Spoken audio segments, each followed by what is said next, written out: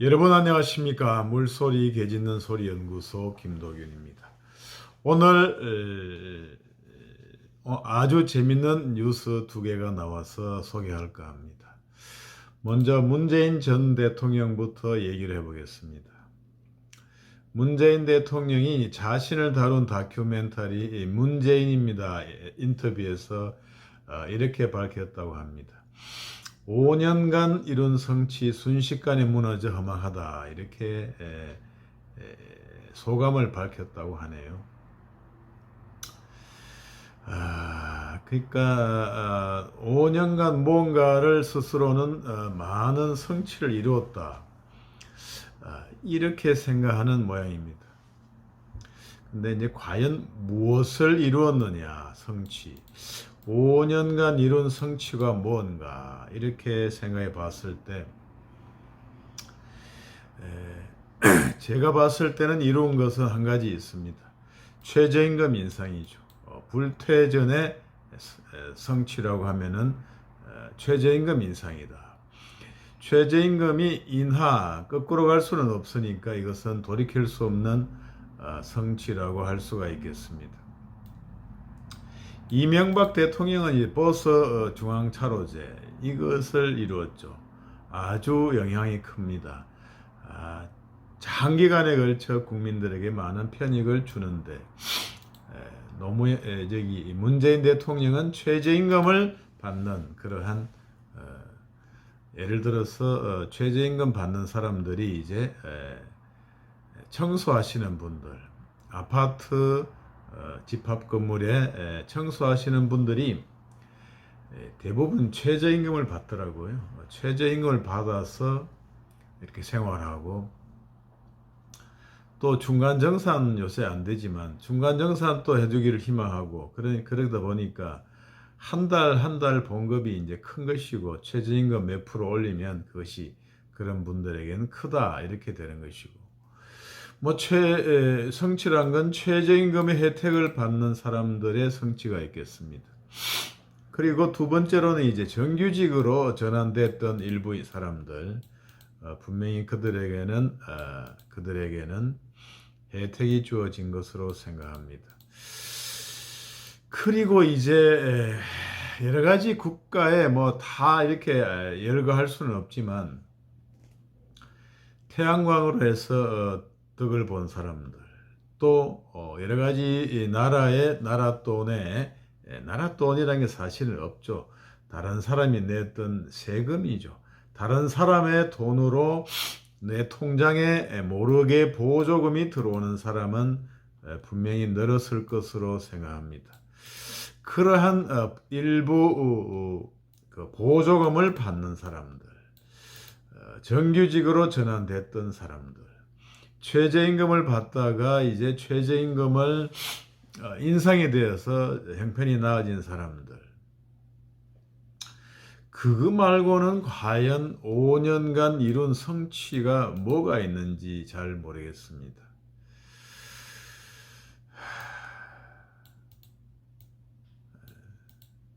남북관계를 생각하면 도저히 성취라고 할 수가 없고 5년간 이룬 성취가 아니라 1, 2년간 이룬 초기에 이룬 성취였죠. 그런데 그것이 결국에는 김정은이한테 속았던 것이다 이렇게 생각이 됩니다. 그 성취가 아니고 어리석은 일을 했다 이렇게 평가할 수가 있겠습니다.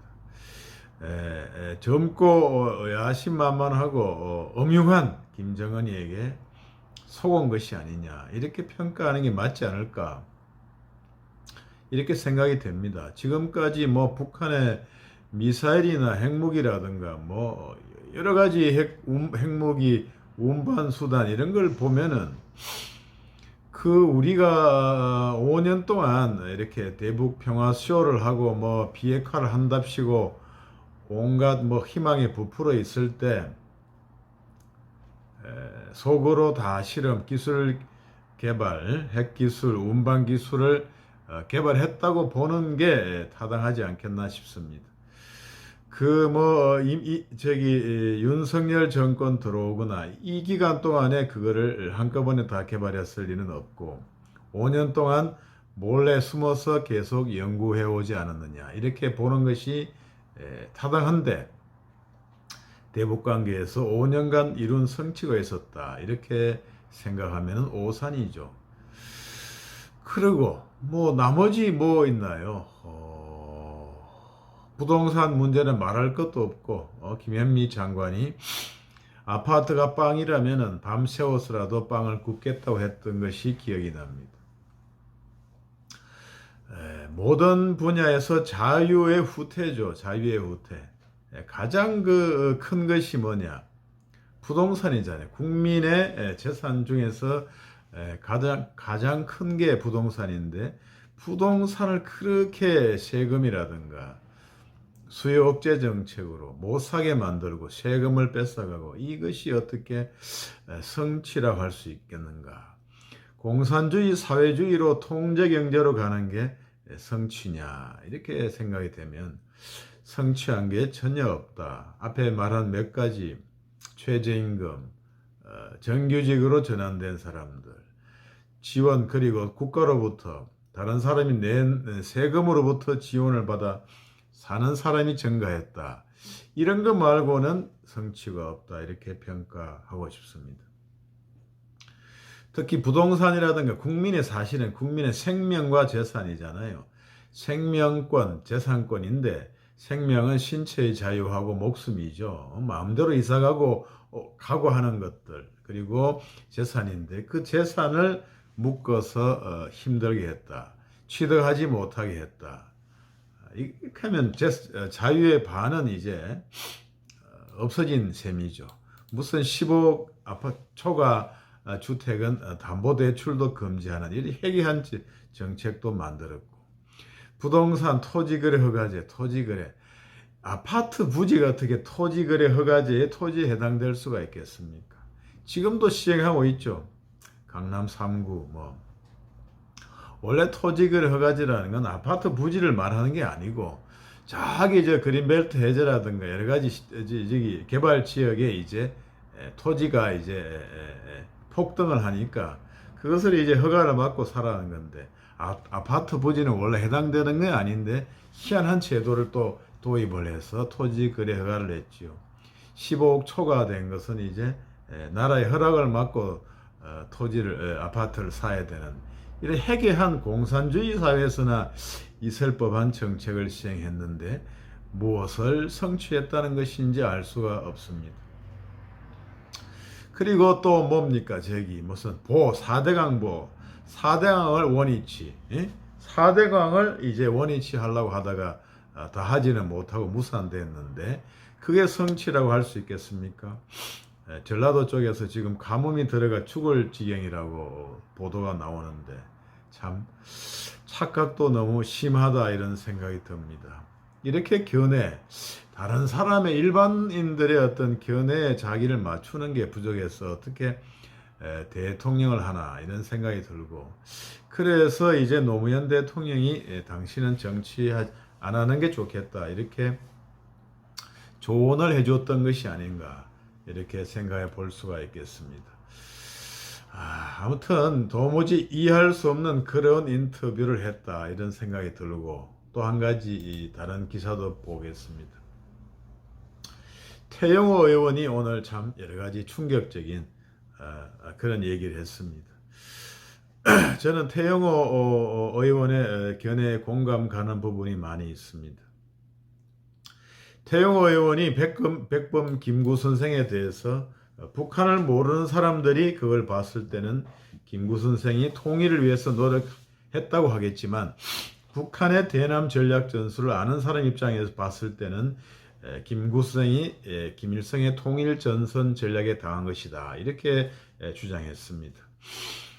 태 의원은 월간 조선 인터뷰에서 지난 구정 때 KBS 역사저널 그날이라는 프로그램에서 이승만 대통령은 통일정부 수립을 반대하고 김구는 마지막까지 통일정부 수립을 위해서 노력하다가 암살됐다는 이런 식으로 역사를 다루는 것을 보고 깜짝 놀랐다면서 이와 같은 견해를 밝혔다는 것입니다.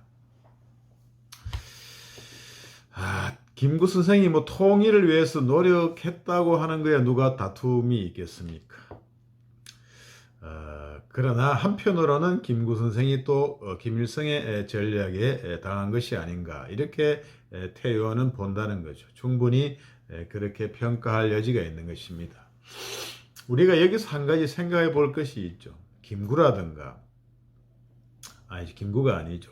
북한 김일성이라든가 김정일이라든가 김정은은 왜 남한으로 와서 회담을 하지를 않을까요? 김일성이나 김정은이나 김정일이나 왜 남한에 와서 회담을 한 번도 하지 않았을까요? 왜 사회단체 연석회의라든가 이런 민족 연석 이런 것들을 왜 남한에서는 하지 않겠습니까? 그게 다 이유가 있는 거죠. 자기들이 유리한 곳에서 유리한 분위기, 이런 어중이 떠중이를 내세워서 분위기를 조성하는 괴뢰 단체를 내세워서 분위기를 조성하려면 남한에서 해서는 안 되고 전부 북한에서 해야 되는 거죠. 그래서 안 내려온다 이거죠. 남한에서는 조성할 수 없으니까 안 내려온다 이렇게 저는 보고 있습니다.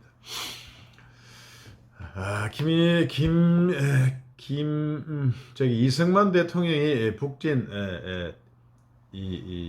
정전에 대해서 많이 반대를 했다는 것에 대해서는 잘 알려져 있습니다. 북진 통일을 주장했던 것이고 그것을 말리기 위해서 또 미국에서 애를 많이 썼던 것도 역시 잘 알려지고 있는 사실입니다.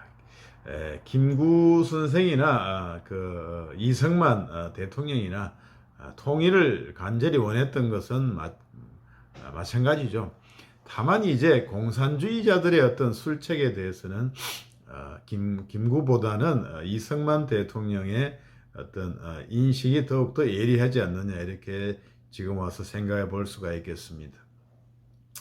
그래서 물론 이제 이승만이 후에 독재를 하고 이건 딴 문제지만 이러한 국제 정세를 잘 아는 이승만이 대한민국을 단독 정부를 수립한 것은 지금 우리 남한 인민들에게는 너무나 다행스러운 일이다 이렇게 평가를 할 수 있겠습니다.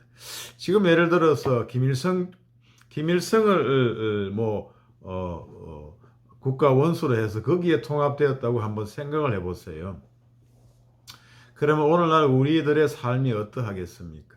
지금 전 세계에서 공산주의를 표방하고 있는 나라가 얼마나 됩니까? 소련과 중국하고 북한이죠. 거기에 자유가 있습니까? 사유재산제를 조금 토지는 안 되지만 사유재산제를 조금 허용을 해서 이제 조금 자본주의식으로 발전이 된 거지. 거기에 무슨 자유가 있고 그것이 자유가 있겠습니까? 마윈 이렇게 엔터그룹인가요? 그거 한번 하는 거 보시죠. 지금 한때 잘 나가다 지금 어디서 뭘 하는지도 잘 알 수가 없습니다. 대기업이라 하더라도 당 관료, 군사 관료의 통치권자의 눈밖에 나면 하루아침에 이제 망하게 되는 것이 바로 사회주의고 공산주의입니다. 저기 러시아, 소련의 지금 푸틴 그 밑에서 살고 싶은 사람이 누가 있겠습니까? 중국에서 우리가 여행을 갈 수는 있지만 중국에서 사업을 할 사람들 지금 전부 중국에서 갔던 사업들 전부 철수해가지고 베트남에 갔다가 이제 베트남에서도 떠나려고 하잖아요. 이번에 코로나 때. 그것이 바로 공산주의고 사회주의 국가죠. 그래서 이승만 대통령이 남한의 단독 정부를 수립한 것은 아주 역사적인 해안이었다. 남조선 인민을 위해서 그리고 북조선 인민을 위해서도 참으로 큰 해안을 가진 일이었다. 이렇게 평가할 수밖에 없다. 이렇게 생각이 됩니다. 그래서 이 문재인 대통령을 한번 생각해 보면 본인은 이제 김정은이 하고 판문점 도보다리에서도 여러 가지 회담도 하고 비핵화를 한다고 해서 여러 가지 애도 쓰고 진짜로 믿었는지 모르지만 결과적으로는 아무 성취도 없는 거잖아요. 결론적으로 현재 상황에서는 속은 것으로 밖에 볼 수가 없고 북한의 어떤 대남 전략 전술이라든가 이런 것들은 전혀 바뀐 게 없다는 거죠. 무슨 나도 자식 키우는 입장인데 머리에 핵을 이고 살겠느냐 이런 뭐 로맨틱하고 낭만적인 소리, 우리 민족끼리라든가 이런 낭만적인 소리에 당해서는 안 된다. 정치인들은 낭만주의를 배격해야 한다. 이런 말씀을 드리는 거죠. 우리 민족끼리 요새는 형제를 버리고 이웃을 택하는 그러한 시대다 이거죠. 형제끼리 재산 다툼에서 평생 안 보는 형제가 많습니다. 이웃 사촌하고 이웃하고 잘 지내지 형제하고 재산 다툼으로 싸우는 집안이 많죠. 근데 우리 형제라고 하는 북한은 이미 6.25 남침 전쟁을 일으켜서 수백만의 사상자와 실향민을 만들었습니다. 거기에 대해서 한번 사과한 게 있나요? 일본에 대해서 주구장창 사과를 요구하면서 북한에 대해서 전쟁 책임을 지고 한번 사과를 한다. 이런 게 있었나요? 한 번도 없었습니다. 뭐 유감 표명이라든가 북한 김일성, 김정일, 김정은이 유감 표명을 한 것이 있습니까? 한 번도 없습니다. 그래서 우리는 낭만주의, 민족주의 이런 것들을 이제 배격해야 될 때다 이렇게 생각이 되고요. 그저 도보다리 회담하고 뭐 짜장면이 아니죠. 짬뽕도 아니군요. 그 뭡니까? 냉면 옥류관 냉면이 목구멍에 넘어가나 이런 소리를 듣고 있었는데 참 너무 순진한 그러한 희망에 찬 객관성이 없는 현실성이 없는 그런 정책을 추구하는 것은 정치 지도자의 도리가 아니고 그런 것들은 지도자로서는 이제 문제가 큰 거죠. 지도자의 자격이 없다 이렇게 평가할 수가 있겠습니다. 그래서 오늘은 백범 김구 선생과 또 이제 비핵화한다고 애를 쓰고 결국에는 사기당한 이 문재인을 한번 비교를 해봤습니다.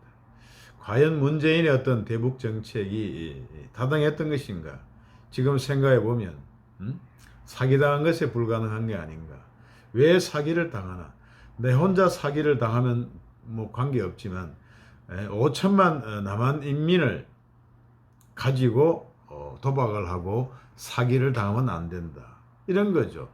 정치 이렇게 백성들을 데리고 순진하면 안 된다. 이런 말씀을 드리고 이러한 것이 잘못됐다는 것을 알아야 되는데 알지 못하고 무엇을 5년간 이룬 성취가 순식간에 무너져 허망하다. 이런 참 황당한 회개한 얘기를 하는 것을 도저히 이해할 수가 없다. 이렇게 생각이 됩니다. 아무튼 국민들은 이런 황당한 정치인을 뽑아서는 안 된다. 현실감 있고 어떤